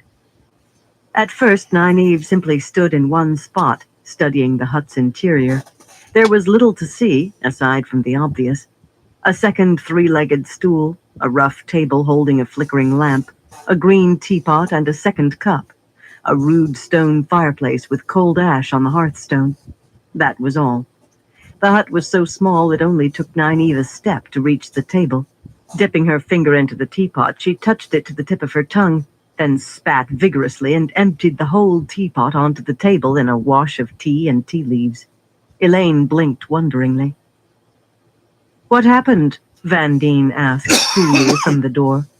Lan moved to bar her way, but she stopped him with a small gesture. Elaine started to put an arm around her and received another raised hand to keep her back. Van Deen's eyes remained on her sister, calm in a face of Aes Sedai serenity. The dead woman on the cot might as well not have existed. "When I saw all of you heading this way, I thought... We knew we didn't have many years remaining, but..." Her voice sounded serenity itself, but small wonder if that was a mask. "What have you found, Nynaeve?" Sympathy looked odd on Nynaeve's face. Clearing her throat, she pointed to the tea leaves without touching them, to white shavings among the matted black leaves. "This is crimson thorn root," she said, trying to sound matter-of-fact and failing. "It's sweet, so you might miss it in tea unless you know what it is, especially if you take a lot of honey." Van Deen nodded, never taking her eyes from her sister. "Adelius developed a taste for sweet tea in Ebudar." "A little kills pain," Nynaeve said. This much kills, but slowly. Even a few sips would be enough." Taking a deep breath, she added, "They might have remained conscious for hours, not able to move, but aware. Either whoever did this didn't want to risk someone coming too soon with an antidote, not that I know one for a brew this strong, or else they wanted one or the other to know who was killing them." Elaine gasped at the brutality, but Van Deen simply nodded. "Ispan, I think, since they appear to have taken the most time with her." The white-haired green almost seemed to be thinking aloud, working out a puzzle. Cutting a throat took less time than driving a stake through someone's heart. The calm of her made Elaine's skin crawl. "Adelius would never have accepted anything to drink from someone she didn't know, not out here with Ispan. Those 2 facts name her killer in a way. A dark friend, and one of our party. One of us." Elaine felt 2 chills, her own and Birgitta's. "One of us," Nynaeve agreed sadly. Avienda began testing the edge of her belt knife on her thumb, and for once Elaine felt no objection. Van Deen asked to be left alone with her sister for a few moments and sat on the floor to cradle Adelius in her arms before they were out of the door. Jaime, Van Deen's gnarled old warder, was waiting outside with a shivering Christian. Suddenly a wail burst out inside the hut, the full-throated cry of a woman mourning the loss of everything. Nynaeve, of all people, turned to go back, but Lan laid a hand on her arm, and Jaime planted himself before the door with eyes not much warmer than Lan's. There was nothing to do but leave them. Vandine to shriek her pain, and Jaime to guard her in it. And share it, Elaine realized, feeling that knot of emotions in her head that was Brigitte. She shivered, and Brigitte put an arm around her shoulders. Avienda did the same from the other side, and motioned for Nynaeve to join them, which she did after a moment. The murder Elaine had thought of so lightly had come. One of their companions was a dark friend, and the day suddenly felt cold enough to shatter bones, but there was a warmth in the closeness of her friends. The last 10 funereal miles to Camelin took 2 days in the snow, with even the windfinders decently subdued. Not that they pushed Marililla any less hard. Not that kin stopped talking and falling silent whenever a sister or one of the knitting circle came near. Vandine, with her sister's silver-mounted saddle on her horse, appeared as serene as she had at Adelius's graveside, but James' eyes carried a silent promise of death that surely rode in Vandine's heart, too. Elaine could not have been happier to see the walls and towers of Camelin if the very sight had given her the rose crown and brought back Adelius. Even Camelin, one of the great cities of the world, had never seen the likes of their party before, and once inside the 50-foot walls of gray stone, they attracted notice as they crossed the new city along wide, slush-filled streets, bustling with people and carts and wagons. Shopkeepers stood in their doorways and gaped. Wagon drivers reined in their teams to stare. Towering Aiel men and tall maidens eyed them from every corner, it seemed. The people seemed to take no notice of the Aiel, but Elaine did. She loved Avienda as she did herself, more, but she could not love an army of armed Aiel walking Camelin's streets.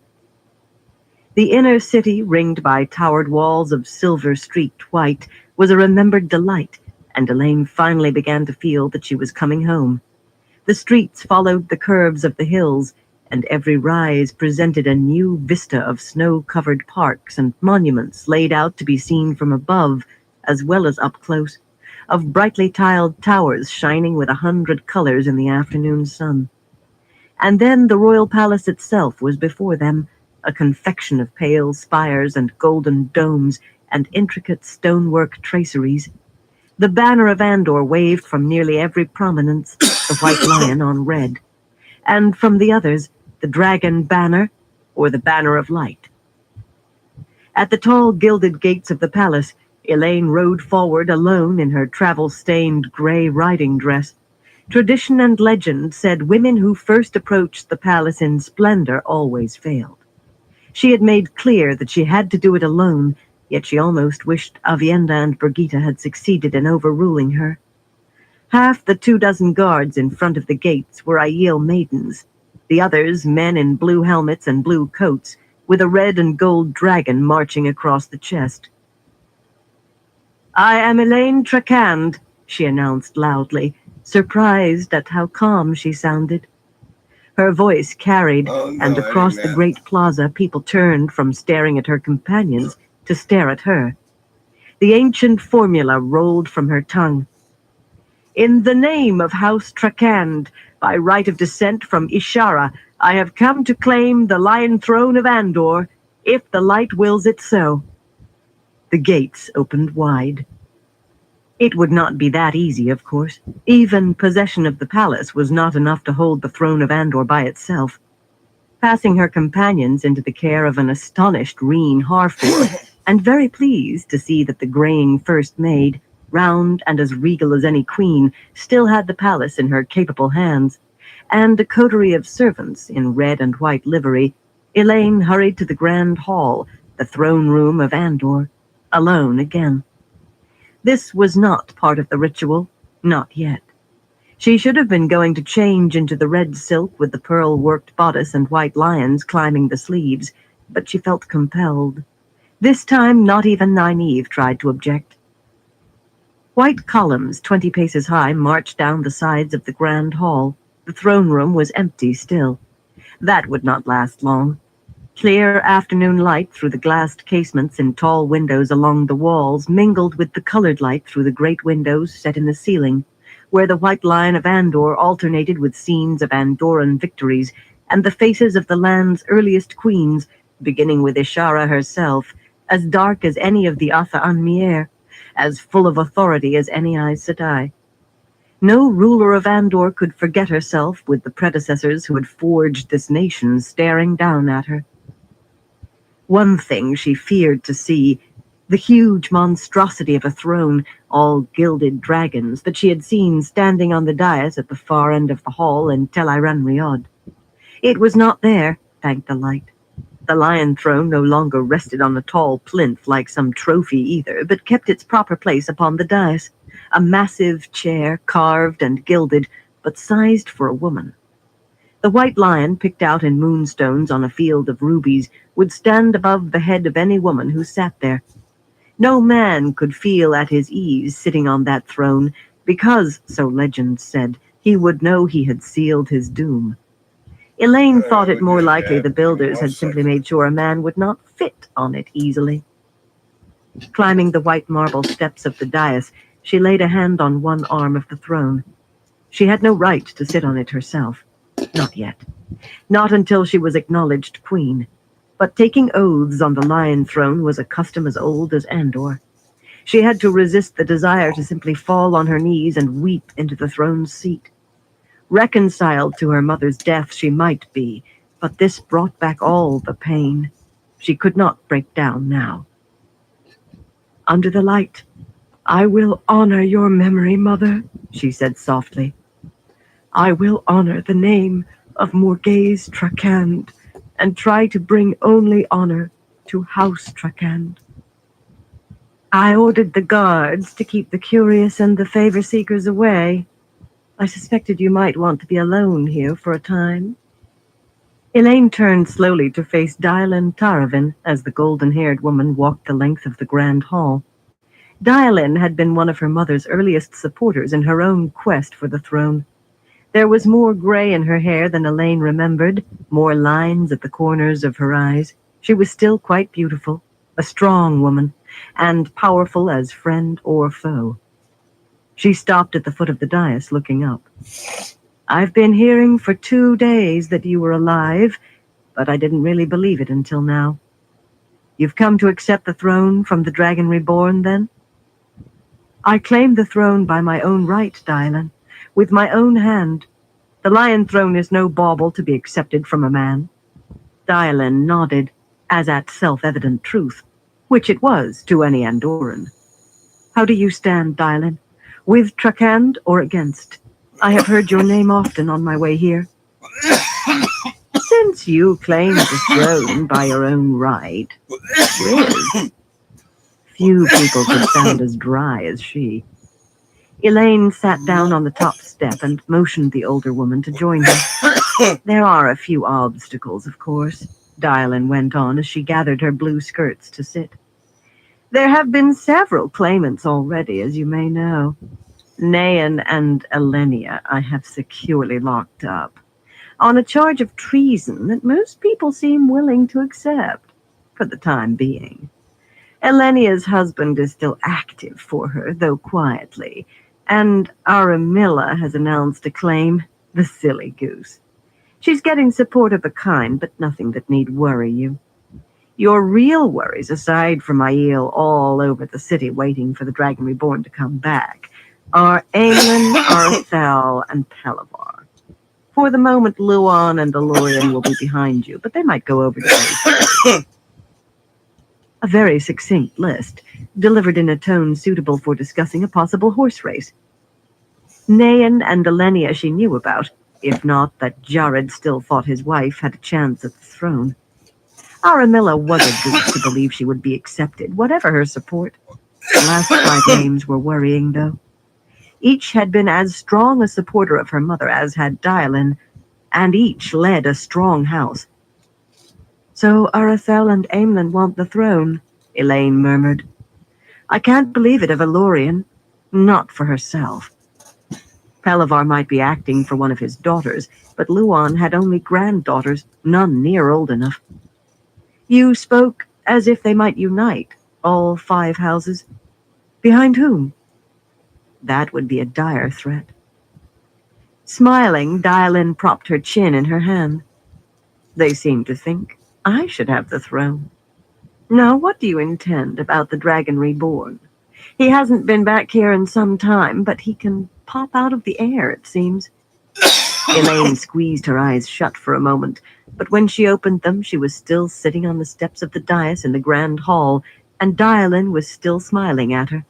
Her brother fought for Elida, and her half-brother was a white cloak. She had filled the palace with women who might turn on one another at any moment, not to mention the fact that one was a dark friend, maybe even Black Aja.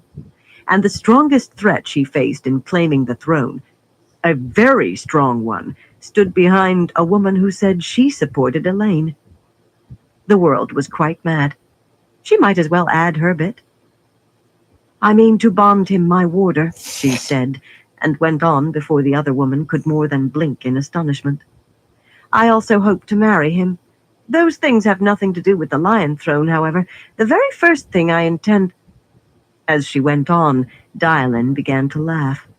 Elaine wished she knew whether it was from delight over her plans, or because Dialin saw her own path to the Lion Throne being made smooth. At least she knew what she faced now. Riding into Camelin, David Hanlon could not help thinking what a city for the looting it was. In his years soldiering, he had seen many villages and towns looted, and once, 20 years ago, a great city, Cairhien, after the Aiel left. Strange that all these Aiel had left Camelin so apparently untouched, but then, if the tallest towers in Cairhien had not been burning, it might have been hard to know they had been there. Plenty of gold, among other things, lying about for the picking up, and plenty of men to do the picking. He could see these broad streets full of horsemen and fleeing people, fat merchants who would give up their gold before the knife touched them and hope their lives would be spared, slim girls and plump women so terrified when they were dragged into a corner that they could hardly manage to squeal, much less struggle. He had seen those things and done them, and he hoped to again. Not in Camelin, though, he admitted with a sigh. If the orders that sent him here had been the sort he could disobey, he would have gone where the pickings might not be so rich, but definitely easier to pluck. His instructions had been clear.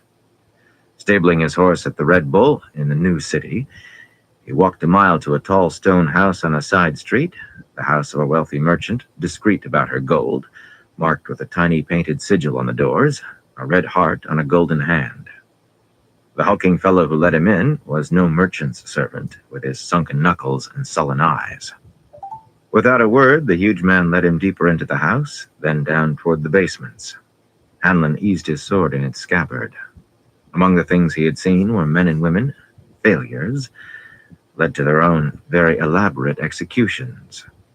He did not think he had failed, but then again, he had hardly succeeded. He had followed orders, though, which was not always enough.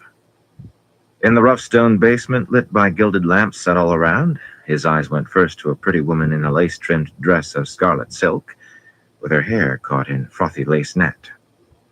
He did not know who this Lady Shiane was, but his orders had been to obey her. He made his best leg, smiling. She simply looked at him, as if waiting for him to notice what else the basement held. He could hardly have missed it, since except for a few casks, the room held only a large, heavy table, decorated in a very strange fashion. 2 ovals had been cut in the tabletop, and from one stuck the head and shoulders of a man, his head wrenched back against the wooden surface and held there by means of leather straps nailed to the tabletop and fastened to a block of wood jammed between his teeth. A woman, prepared the same, provided the other decoration. Beneath the table, they knelt with wrists tied to ankles, quite securely held for any sort of pleasure. The man had a touch of gray in his hair and the face of a lord, but unsurprisingly, his deep-set eyes rolled wildly. The woman's hair, spread out on the table, was dark and glossy, but her face was a little long for Hanlon's taste. Suddenly he really saw her face, and his hand leaped to his sword before he could stop it. Releasing the hilt took some effort, which he made pains to hide. An Aes Sedai's face, but an Aes Sedai who let herself be fastened like that was no threat. "So you have some brains," Shiane said. By her accents, she was a noble, and she certainly had the commanding air, sweeping around the table to peer down into the bound man's face. I asked the great Master Moradin to send me a man with brains. Poor Jacob here has very few. Hanlon frowned and smoothed it away immediately. His orders had come from Mogedion herself. Who in the pit of doom was Moradin? It did not matter. His orders had come from Mogedion. That was enough. The hulking fellow handed Chiane a funnel, which she fitted into a hole bored through the block of wood between Jacob's teeth. The man's eyes seemed ready to leap from his head. Poor Jacob here failed very badly, Chiane said, smiling like a fox looking at a chicken. Moradin wishes him punished. Poor Jacob does like his brandy. She stepped back, not so far that she could not see clearly, and Hanlon gave a start as the hulking man came to the table with one of the casks. Hanlon did think he could have lifted the thing unaided, but the big man tipped it easily. The bound man shrieked once, and then a streak of dark liquid was pouring from the cask into the funnel, turning his cry to gurgling. The rough smell of crude brandy filled the air. Secured as he was, the man fought, thrashing about, even managing to heave the table sideways, but the brandy kept pouring. Bubbles rose in the funnel as he tried to shout or scream, but the steady stream never faltered. And then his thrashing slowed and stopped. Wide, glazing eyes stared up the ceiling, and brandy trickled from his nostrils. The big fellow still did not stop until the last drops fell from an empty cask. I think poor Jacob has finally had enough brandy, Chiane said, and laughed in delight. Hanlon nodded. He supposed the man had, at that. He wondered who he had been. Chiane was not quite finished. At a gesture from her, the hulking man ripped one of the straps holding the Aes Sedai's gag off of its nail. Hanlon thought the wooden block might have loosened a few of her teeth coming out of her mouth, but if so, she did not waste time on them. She began babbling before the fellow let go of the strap. I will obey you, she howled. I will obey as the great master commanded. He set the shield on me to dissolve so I could obey. He told me so. Let me prove myself. I will crawl. I am a worm, and you are the sun. Oh, please, please, please. Chiane stifled words, if not whimpers, by putting a hand over the Aes Sedai's mouth. How do I know you won't fail again, Valian? You have failed before, and Moradin left your punishment to me. He gave me another. Do I need two of you? I may give you a second chance to plead your case, Valian. Perhaps. But if I do, you will have to convince me. I will expect true enthusiasm. Valian began screaming pleas again, making extravagant promises the moment Chiane's hand moved, but soon enough she was reduced to wordless shrieks and tears as the gag was replaced, the nail driven through the strap again, and Jacob's funnel placed above her gaping throat. The hulking man stood another cask on the table beside her head. The Aes Sedai seemed to go mad, bulging eyes rolling, flinging herself about below the table till it trembled. Hanlon was impressed. An Aes Sedai must be harder to break than a plump merchant or his round-cheeked daughter. Still, she had had the help of one of the chosen, it seemed. Realizing that Chiane was looking at him, he stopped smiling down at Valian. His first rule in life was never to offend those the chosen set above him. Tell me, Hanlon, Chiane said, how would you like to put your hands on a queen? He licked his lips in spite of himself. A queen? That he had never done. Chapter 29. A Cup of Sleep. Don't be an utter woolhead, Rand, Min said. Making herself remain seated, she crossed her legs and kicked her foot idly, but she could not keep exasperation out of her voice. Go to her, speak to her. Why? He snapped. I know which letter to believe now. It's better this way. She's safe now, from anyone who wants to strike at me. Safe from me. It's better. But he stalked up and down in his shirt sleeves between the 2 rows of chairs in front of the dragon throne, his fists white-knuckle hard, glaring to beat the black clouds beyond the casements that were laying a new blanket of snow on Kyrian. Min exchanged looks with Fedwin Moore, who stood by the sun-carved doors. The maidens now let anyone who was not an obvious threat walk in unannounced, but those Rand did not want to see this morning would be turned away by the husky boy.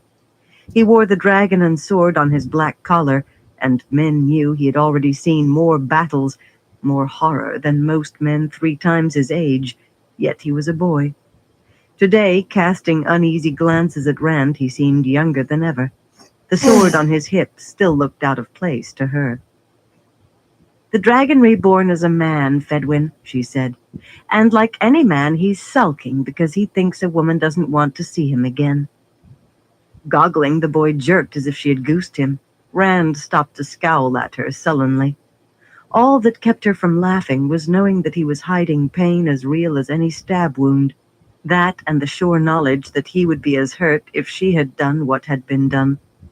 Not that she would ever have the chance to rip down his banners, but the point applied. Rand had been stunned at first by the news Time brought from Camelin at dawn, but as soon as the man left, he had stopped looking like a pole-axed bull and started this. Standing, she adjusted her pale green coat, folded her arms beneath her breasts, and confronted him directly. "What else can it be?" she asked calmly. Well, she tried for calm and almost made it. She loved the man, but after a morning of this, she wanted to box his ears soundly. "You haven't mentioned Matt twice, and you don't know whether he's even alive." "Matt's alive," Rand snarled. "I'd know if he was dead. What do you mean I'm—" His jaw clenched as if he could not make himself say the word. "Sulking," she provided. "Soon you'll be pouting. Some women think men are prettier when they pout. I'm not one of them." Well, enough of that.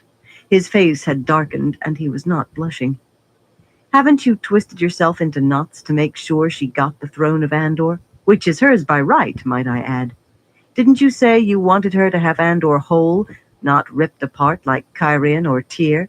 "I did," he roared. "And now it's hers, and she wants me out of it. Good enough, I say. And don't tell me again to stop shouting. I'm not—" He realized that he was, and clamped his teeth shut. A low growl came from his throat. Moore set to studying one of his buttons, twisting it back and forth.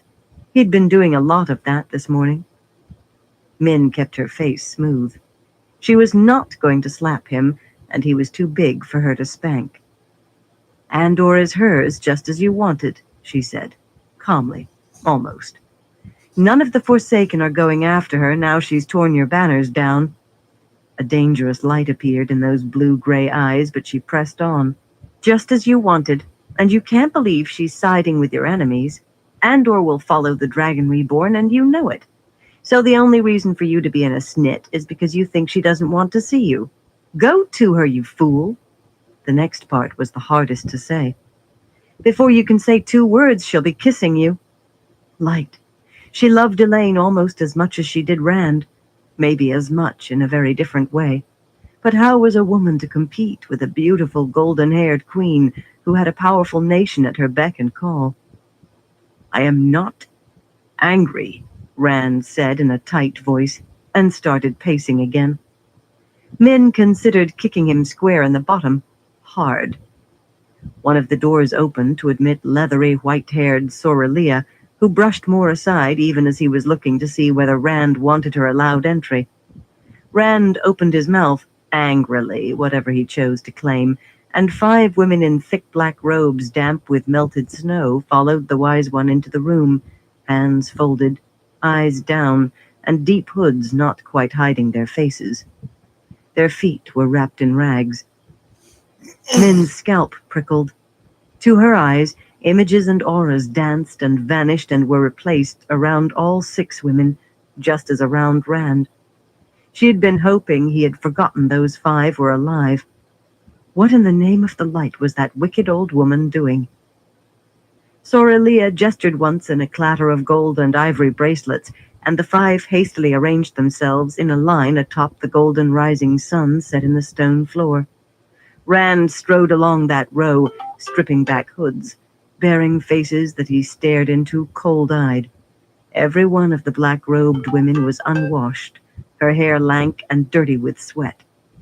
Elza Penfell, a green sister, met his gaze eagerly, a strangely fervent look on her face.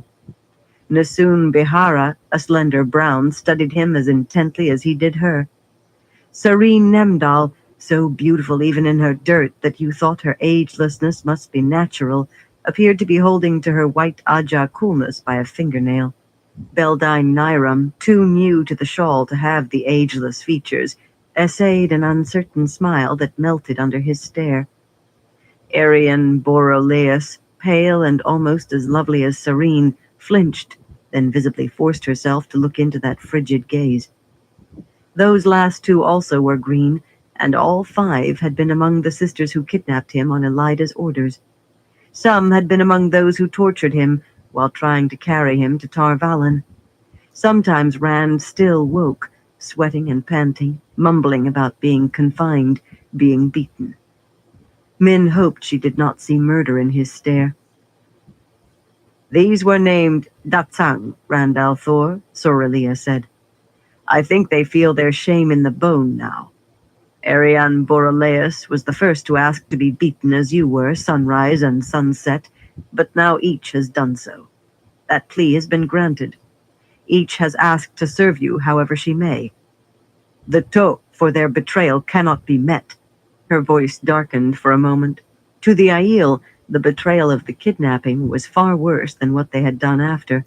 Yet they know their shame and they wish to try. We have decided to leave the choice to you. Min frowned. Leave the choice to him? Wise ones rarely left any choice they could make to anyone else. Sorelia never did. The sinewy wise one casually shifted her dark shawl on her shoulders and watched Rand, as if this was of no importance at all. But she shot one blue ice glance at Min, and suddenly Min was sure that if she said the wrong thing here, that bony old woman would have her hide. It was not a viewing. She just knew Sorelia better than she wanted to by now. Determinedly, she set to studying what was appearing and vanishing around the women. No easy task when they stood so close together she could not be certain whether a particular image belonged to one woman or the woman next to her. At least the auras were always certain. Light. Let her be able to understand at least some of what she saw. Rand took Sorelia's announcement coolly, on the surface. He rubbed his hands together slowly, then thoughtfully examined the herons branded on his palms. He examined each of those Aes Sedai faces in turn. Finally, he focused on Arian. "Why?" he asked her in a mild voice. "I killed 2 of your warders." "Why?" Min winced. Rand was many things, but seldom mild, and Arian was one of the few who had beaten him more than once. The pale Ilianer sister straightened. Images danced, and auras flashed and were gone. Nothing Min could read.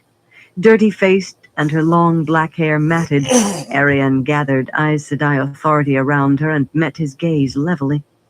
But her answer came simply and directly. "We did be wrong in taking you. I have considered long on it. You must fight the last battle and we must help you. If you will no accept me, I do understand, but I will help as you do require if you will allow." Rand stared at her without expression. He put that same one-word question to each, and their answers were as different as the women.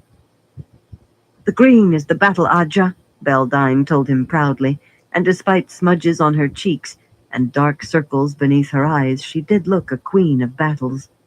But then Saldaean women seemed to find that second nature. "When you go to Tarmon Gaiden, the green must be there. I will follow, if you will accept me." Light!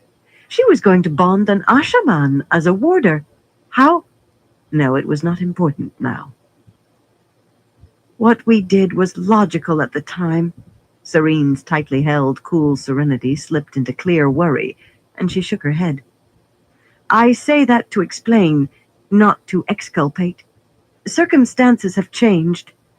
For you, the logical course might seem to... She drew a decidedly unsteady breath. Images and auras. A tempestuous love affair of all things.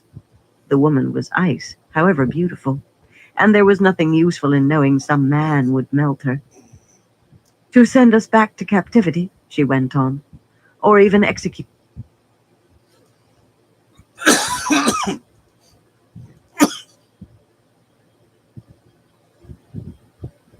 All right, everyone.